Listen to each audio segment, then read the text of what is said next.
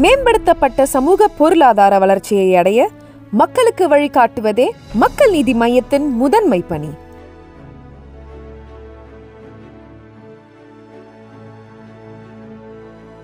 Story talkies ரசிகர்களுக்கு வணக்கம். வாங்க லென்ஸ் நிகழ்ச்சிக்கு போகலாம்.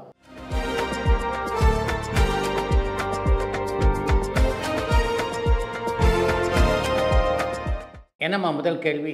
விகடன் அவார்ட்ஸ்ல விஜய் சேதுபதிக்கு மகாராஜா அண்ட் விடுதலை 2 படத்துக்காக பெஸ்ட் ஆக்டருக்கான விருது கொடுத்திருந்தாங்க. தங்கலான்ல விக்ரம் நடிச்சதை விட விஜய் சேதுபதி சிறப்பா நடிச்சிருந்தாரா? ஒருத்தருக்கு பெஸ்ட் ஆக்டர் அப்படின்னு அவார்டு கொடுக்கறதுக்கு அவர் நல்லா நடிச்சா மட்டும் போதாதா? அவர் நடிச்ச படமும் ஹிட் ஆயிருக்கணும்னு ஏதாவது கிரைட்டீரியா இருக்கா? படம் ஆவரேஜா போனா அதுல போட்ட ஹார்ட் ஒர்க்கை யாரும் ரெகக்னைஸ் பண்ண மாட்டாங்களான்னு பூனேல இருந்து பிரவீன் கேட்டிருக்காங்க.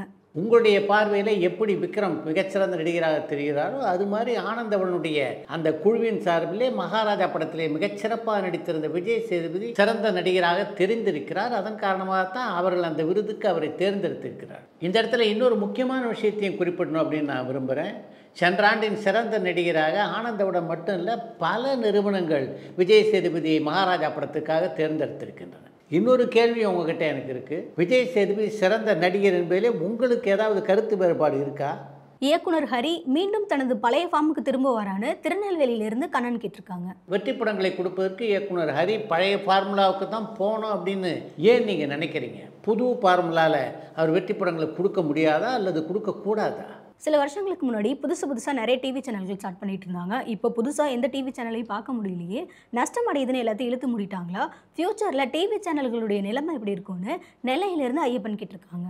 எதிர்காலத்தில் டிவி பார்க்கின்ற ரசிகருடைய எண்ணிக்கை கணிசமாக குறையும் அப்படின்றது தான் பல பேருடைய நம்பிக்கையாக இருக்கிறது. அதன் காரணமாக தான் புதிதாக டிவி சேனலை தொடங்குவதற்கு எவரும் ஆர்வம் காட்டலை. தொலைக்காட்சி தொடர்களையும் திரைப்படங்களையும் இப்போ பெரும்பாலானோர் மொபைலில் தானே பார்க்குறாங்க. விஜயுடைய பிறந்த நாளைக்கு ஜனநாயகன் படத்தை பற்றின ஏதாவது அப்டேட் வருமா? எந்த மாதிரியான அப்டேட்டை எதிர்பார்க்கலான்னு காஞ்சிபுரத்திலிருந்து சரவணன் கேட்டிருக்காங்க. விஜயனுடைய பிறந்த நாள் என்று ஜனநாயகன் படம் தொடர்பாக நிச்சயமாக ஒரு அப்டேட் இருக்கும். அது எந்த ரூபத்தில் இருக்கும் அப்படின்றத இப்போ சொல்ல முடியாது. அகண்டா 2 டீசர் பற்றி உங்களுடைய கருத்து என்ன? பாலகிருஷ்ணா எதனால தமிழில் எந்த திரைப்படமும் நடிக்கிறது இல்லைன்னு திருநெல்வேலியிலிருந்து கண்ணன் கேட்டிருக்காங்க. பாலகிருஷ்ணாவுக்கென்று ஒரு ஸ்டைல் இருக்கிறது. அந்த ஸ்டைலை ரசிப்பதற்கென்று ஒரு ரசிகர்கள் கூட்டம் ஆந்திராவில் இருக்குது. அவர்களை ஈர்க்கின்ற விதத்தில் தான் அகண்டானுடைய டீசர் அமைந்திருப்பதாக நான் நினைக்கிறேன். பாலகிருஷ்ணாவை பொறுத்த வரைக்கும் தமிழில் நடித்தா மிகப்பெரிய வரவேற்பு இருக்காது அப்படின்னு அவருக்கும் தெரியும், தமிழ் திரைப்பட தயாரிப்பாளர்களுக்கும் தெரியும். அதனால தான் தமிழில் அவர் நடிக்கலை.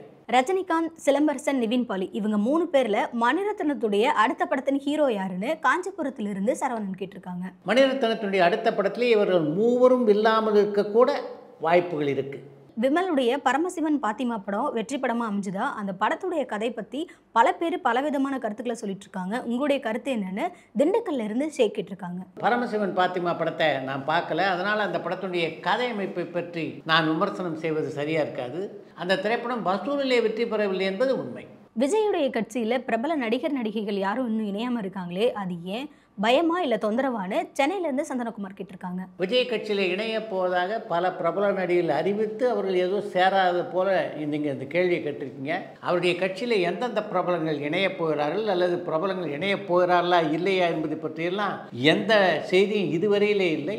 அப்படியே ஒரு சில பிரபலங்கள் விஜயனுடைய கட்சியில் இணைவதாக இருந்தாலும் கூட தேர்தல் நெருங்குகின்ற நேரத்தில் தான் இணைவார்களே தவிர இப்போ இணைய மாட்டார்கள் அப்படின்றது தான் என்னுடைய கணிப்பு. நடிகர் ஜெய்சங்கர் யாருக்காவது பின்னணி குரல் கொடுத்திருக்காரான்னு சென்னையிலிருந்து சந்தனகுமார் கேட்டிருக்காங்க. ஜெய்சங்கர் அவருடைய திரைப்படத்திலே வேறு எந்த நடிகருக்காகவும் குரல் கொடுத்ததில்லை. நடிகர் பிரபு அண்ட் நடிகர் கார்த்திக் இவங்க 2 பேரில் அதிக வெற்றி படங்கள் கொடுத்தது யாருன்னு கோயம்புத்தூர்ல இருந்து அஜய் கேட்டிருக்காங்க. பிரபு, கார்த்திக் ஆகிய இருவரில் மிக அதிகமான படங்கள் நடிக்கக்கூடிய வாய்ப்பு கூட பார்த்தீங்கன்னா பிரபுக்கு தான் அமைந்தது. அது மாதிரி மிக அதிகமாக வெற்றி படங்களை கொடுத்ததும் பிரபு தான். நாசரை இப்போ அதிகமான படங்களை பார்க்க முடியலையே, அது ஏன்னு சென்னையிலிருந்து ரமேஷ் கேட்டிருக்காங்க. நாசர் முன்பெல்லாம் தமிழ் படங்களில் மட்டும் நடித்து கொண்டிருந்தார். அதனால் அடிக்கடி தமிழ் படங்களில் அவரை பார்க்க முடிந்தது. இப்போ நாசருடைய எல்லை மிகப்பெரிய அளவிலே விரிவடைந்திருக்கிறது அப்படின்னு தான் சொல்லணும். தமிழ், தெலுங்கு, கன்னடம், மலையாளம், ஹிந்தி என்று பல மொழிகளில் நடிக்கிறாரு. திரைப்படங்கள் தவிர பல வெப் சீரிஸ்ல நடிக்கிறாரு. அதனால தான் தமிழே தொடர்ந்து நீங்கள் நாசரை பார்க்க முடியல. தமிழில் தொடர்ந்து பார்க்க முடியாதனால நாசர் வாய்ப்பு இல்லாமல் இருக்கார் அப்படின்னு அர்த்தம் இல்லை. தொடர்ந்து திரைப்படங்களிலும் வெப் சீரிஸிலும் நடித்து கொண்டு தான் இருக்கிறார் நாசர். இளையராஜா பல பாடல்களை பாடியிருக்காரு. ஒரு படத்தில் இந்த பாடலை நான் பாடுவேன், இந்த பாடலை வேற ஒரு பாடகர் பாடணும் அப்படின்னு யார் முடிவு பண்ணுவாங்க? இளையராஜாவே முடிவு பண்ணுவாரா அல்லது அந்த படத்தோட இயக்குனர் முடிவு பண்ணுவாரான்னு கோயம்புத்தூர்ல இருந்து அஜய் கேட்டிருக்காங்க. ஒரு காலகட்டத்தில் இளையராஜா தங்களுடைய படங்களில் ஒரு பாடலாவது பாட வேண்டும் என்பது பல இயக்குனருடைய விருப்பமாக இருந்தது, ஒரு சில தயாரிப்பாளர் விருப்பமாக இருந்தது. அவருடைய விருப்பத்துக்காகத்தான் பல திரைப்படங்களை இளையராஜா அந்த காலகட்டத்தில் பாடினார். என்னுடைய திரைப்படத்தில் கூட ஒரு சில சமயங்களில் நான் இளையராஜா வற்புறுத்தி பாடச் சொன்னது உண்டு. ஆனால் இப்போது இளையராஜா பாடுகின்ற பாடல் இருக்க அது அவராக முடிவெடுத்து பாடுகின்ற பாடல்கள் தான். கமல்ஹாசனுடைய கன்னட மொழி பிரச்சனைக்கு முதல் ஆளாக அறிக்கை விட்ட நடிகர் சங்கம் எதனால் ரஜினிகாந்துடைய லிங்கா, தர்பார், காலா இந்த படங்களை சந்திச்ச பிரச்சனைக்கு குரல் கொடுக்கல, இதனால தான் நடிகர் சங்கத்துக்கு ரஜினிகாந்த் சார்பாக போக வேண்டிய நிதி இன்னும் போய் சேரலையான்னு யாழ்ப்பாணத்திலிருந்து ஜானி கேட்டிருக்காங்க. கமல்ஹாசனுக்கு ஆதரவாக தென்னிந்திய நடிகர் சங்கம் அறிக்கை விட்டது. அந்த அறிக்கையினால் என்ன மாற்றம் நிகழ்ந்தது? அப்படி எந்த ஒரு மாற்றத்தையும் கொண்டு வராத அறிக்கையால் என்ன பலன்? அதனால் அவர்கள் அறிக்கை விடாததை பற்றி ரஜினிகாந்த் எந்த கவலையும் படுறதுக்கு வாய்ப்பில்லை. அதே மாதிரி நடிகர் சங்கத்துக்கு ரஜினிகாந்த் நிதி வழங்காததை பற்றி கேட்டிருக்கீங்க. அதற்கும் இதற்கும் எந்த தொடர்பும் இல்லை. பார்த்திபனுடைய மகன் இயக்குனராக அறிமுகமாக போறாரான்னு மீனம்பாக்கத்திலிருந்து வினோதினி கேட்டிருக்காங்க. தன்னுடைய மகன் இயக்குனராக அறிமுகமாக இருக்கிறார் அப்படின்னு பார்த்திபனே அறிவித்திருக்கிறார். அப்படி இருக்க அந்த செய்தியிலே உங்களுக்கு என்ன சந்தேகம்? முத்தமழை வீடியோ சாங் பார்த்தீங்களா? சஞ்சய் லீலா பஞ்சாலி மாதிரியே மேக்கிங் இருந்துச்சு, அதை கவனிச்சிங்களான்னு பெருங்கலத்தூர்லேருந்து பிரேமா கேட்டிருக்காங்க. முத்தமழை பாடலை பார்த்தேன். எனக்கு என்னமோ அந்த பாடலில் ஒரு உயிர் இல்லாததை போல தான் தோன்றியது. இன்னும் கொஞ்சம் ஜீவனோடு அந்த பாடல் படமாக்கப்பட்டிருக்கலாம் அப்படின்றது என்னுடைய எண்ணம். மதன் கார்கி 1000 பாடல்களை கடந்துட்டாரு, இதில் உங்களுக்கு பிடிச்ச பாடல் எதுன்னு கும்பகோணத்திலிருந்து வித்யா கேட்டிருக்காங்க. மதன் கார்கி எழுதிய பாடல்களில் என்னை மிகவும் கவர்ந்த பாடல்னா டெட்டி திரைப்படத்தில் இடம்பெற்றிருந்த என் இனிய தனிமையே என்று தொடங்குகின்ற பாடல். ரஜினிகாந்த் எல்லா புது இயக்குநர்களையும் கூப்பிட்டு பாராட்டுறாரு, அவங்களுக்கு பட வாய்ப்பு கொடுக்கலாமே, அதை ஏன் தர்றதில்லைன்னு திருப்பூர்ல இருந்து முல்லை கொடுக்கிட்டு இருக்காங்க. ரஜினிகாந்த் ஓராண்டுக்கு குறைந்தது 10 இளம் இயக்குநர்களையாவது தன்னுடைய இல்லத்துக்கு அழைத்து பாராட்டுகிறார். அந்த 10 இயக்குநர்களுக்கும் தன்னுடைய படங்களில் வாய்ப்பளிப்பது என்பது சாத்தியமா? கமல்ஹாசன் தக் லைஃப் படத்துக்காக வெற்றி விழா கொண்டாடுவாரான்னு தேவக்கோட்டையிலிருந்து பவித்ரா கேட்டிருக்காங்க. கமல் எப்படிப்பட்ட ஆற்றல் மிக்க நடிகர், அவருடைய பங்களிப்பு தமிழ் சினிமாவில் எத்தகையது, எந்தெந்த மாற்றங்களை எல்லாம் கமல்ஹாசன் கொண்டு வந்தார் என்பது பற்றியெல்லாம் 1% கூட கணக்கில் எடுத்துக்கொள்ளாமல் தக் லைஃப் திரைப்படம் தோல்வி அடைந்ததுனால இப்படி கிண்டலாக ஒரு கேள்வி கேட்டிருக்கீங்க. அது தர்மமா?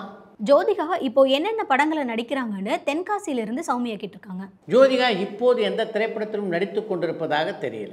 இயக்குனர் செல்வராகவனுடைய மென்டல் மனதில் அப்படின்ற திரைப்படம் எப்போ ரிலீஸ் ஆகும்னு திருவண்ணாமலையிலிருந்து விக்கி கேட்டிருக்காங்க. ஜிவி பிரகாஷனுடைய தயாரிப்பிலும் செல்வராகவனுடைய இயக்கத்திலும் உருவாகி கொண்டிருக்கின்ற மென்டல் மனதில் படத்துடைய படப்பிடிப்பு இன்னும் முடிவடையலை. படப்பிடிப்பு முடிவடைந்ததற்கு பின்னால் தான் அந்த படத்துடைய வெளியீட்டு தேதியை பற்றி அறிவிப்பார்கள்.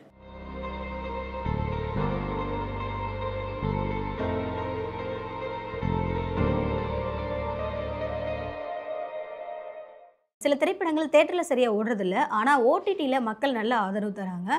எக்ஸாம்பிளுக்கு வீரதீர சூரன், போகுமிடம் வெகு தூரம் இல்லை, இந்த 2 படங்களை சொல்லலாம். இதுக்கு என்ன காரணம்? மக்களுடைய மனநிலையா அல்லது ரிவ்யூவர்ஸ் சொல்கிற ரிவ்யூவை கேட்டுட்டு மக்கள் கன்ஃபியூஸ் ஆகுறாங்களான்னு திருச்சியிலிருந்து சிபினிலா கேட்டிருக்காங்க. திரையரங்குகளில் வெற்றி பெறாத சில திரைப்படங்கள் ஓடிடியில் வெற்றி பெறுதுன்னா அதுக்கு முக்கியமான காரணம் மக்களுடைய மனநிலை தான். இந்த இடத்துல உங்ககிட்ட எனக்கு ஒரு சின்ன கேள்வி இருக்குது. ஓடிடியில் ஒரு திரைப்படம் வெற்றி என்பதை நீங்கள் எப்படி கணிக்கிறீங்க? எப்படி அந்த தகவல் உங்களுக்கு தெரியுது அப்படின்னு சொன்னீங்கன்னா நமக்கும் கொஞ்சம் உதவியாக இருக்கும். அடுத்து இன்று ஒரு தகவல். வி.சி. கணேசன் சிவாஜி கணேசன் அவருக்கு முக்கியமான காரணம் அறிஞர் அண்ணா அவர்கள் எழுதிய இந்து கண்ட சாம்ராஜ்யம் என்ற நாடகம் என்பதும், அந்த நாடகத்திலே மிகச்சிறப்பாக நடித்த கணேசனுடைய நடிப்பாற்றலை பார்த்துத்தான் தந்தை பெரியார் சிவாஜி கணேசன் என்று அவருக்கு பெயர் சூட்டினார் என்பதும் உங்கள் எல்லோருக்கும் நன்றாக தெரிந்த விஷயம். ஆனால் அந்த சிவாஜி என்ற பெயர் கிடைக்க காரணமாக இருந்தது 2 நடிகர்கள் என்பதை உங்களில் எத்தனை பேர் அறிவீர்கள் என்று எனக்கு தெரியல. சிவாஜி கண்ட இந்து சாம்ராஜ்யம் என்ற நாடகத்திலே முதலிலே நடிக்க இருந்தவர் எம்ஜிஆர். அவர் நடிக்க மறுத்ததன் காரணமாகத்தான் சிவாஜிக்கு அந்த வாய்ப்பு கிடைத்தது. அதனால தான் சிவாஜிக்கு அந்த பட்டம் கிடைத்தது என்பது வேண்டுமானால் ஒரு சில ரசிகர்களுக்கு தெரிந்திருக்கக்கூடும்.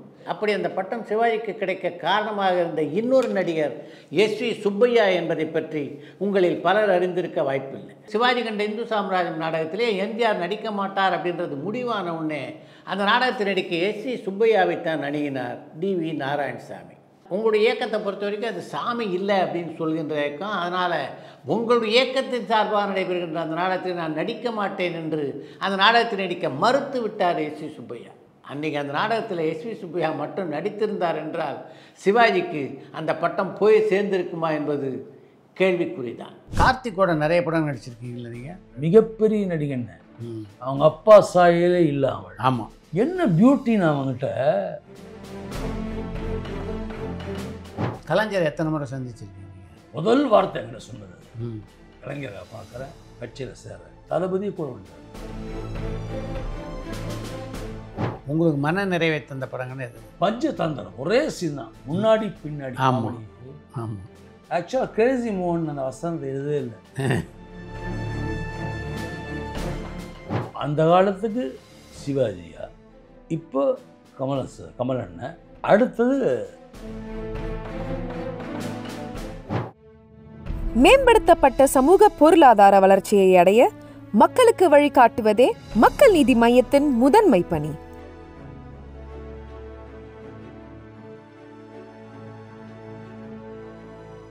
பரபரப்பான சினிமா செய்திகள், நட்சத்திரங்களின் பேட்டிகள், சினிமா வரலாறு ஆகியவற்றை பார்க்கவும் படிக்கவும் உங்களுக்கான இணையதளம் touringtalkies.co.